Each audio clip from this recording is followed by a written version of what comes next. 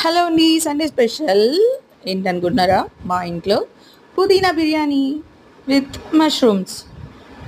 ఒకసారి ప్రిపరేషన్ చూసేద్దాం, వచ్చేయండి. చక్కగా సలసలా ఆడిపోయే నూనెలో కొంచెం పుదీనా, అల్లం చిన్నులపై పేస్ట్ వేసేసి మొత్తం కలియబెట్టేసేసి దాంట్లో పడేసాను నూనెలో. తర్వాత మష్రూమ్స్ అండ్ బిస్కెట్స్ ఉంటాయి కదా, సోయా బీన్స్, అవి వేసేసాను అనమాట. తర్వాత కొంచెం గ్రేవీ కర్రీ పక్కన మష్రూమ్ కర్రీగా వండేసేసాను. సో అది కాస్త అయిపోయింది, టకటక అయిపోయింది, చాలా ఫాస్ట్గా అయిపోయిందండి. మాకు ఇంట్లో పిల్లలు మాత్రం చాలా స్పీడ్గా, మాకు నాన్ వెజ్ కంటే కూడా వెజిటేరియన్ ఉంటే చక్కగా ఆనియన్స్తో సూపర్ ఉంటుందండి. మా పిల్లలు కూడా చాలా ఇష్టపడతారు వెజిటేరియన్ అంటే, లైక్ మష్రూమ్స్ కానీ లేకపోతే సోయా చంక్స్ కానీ, వీటితో చేసిన ఏదైనా సరే. పుదీనా రైస్ ఎక్కువ మా ఇంట్లో గ్రీనరీ ఎక్కువగా నేను చేస్తానండి, ఎందుకంటే green vegetables for our health very good అనమాట. సో ఎప్పుడు మేక కూరలు ఏం తింటాయండి? మేకలు ఏం తింటాయి? గడ్డే కదా, ఆకుపచ్చగా అలాంటివి తింటాయి కాబట్టి అవి చాలా హెల్తీగా ఉంటాయి, వాటికి రోగాలు అవేమీ రావు. సో వాటిని తిని మనం మాంసాహారులం అయ్యాం, అవేమో ఆకుకూరలు అవన్నీ తింటూ ఉంటాయి. ఎనీవే, మన పూర్వకాలం నుంచి వచ్చిన అలవాట్లు మానుకోవడం చాలా కష్టమే. బట్ మనం నెమ్మదిగా కొంచెం జంతుహింస, ప్రాణిహింస అనేది మానుకోవాలి.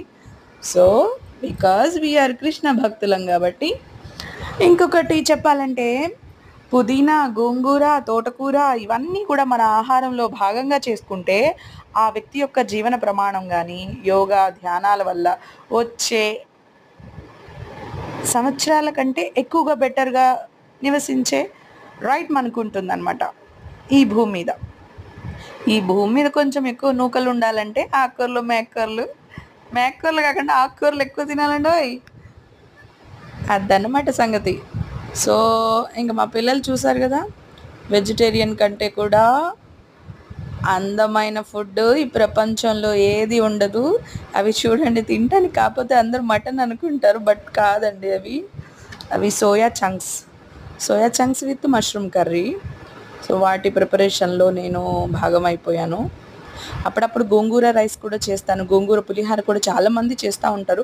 బట్ మన ఇంట్లో పుల్లగా చక్కగా మంచిగా కొంచెం ధనియా పౌడర్ ఎక్కువగా వేసుకొని చేసుకుంటే చాలా స్పెషల్గా ఉంటాయండి ఫుడ్ ఏదైనా సరే.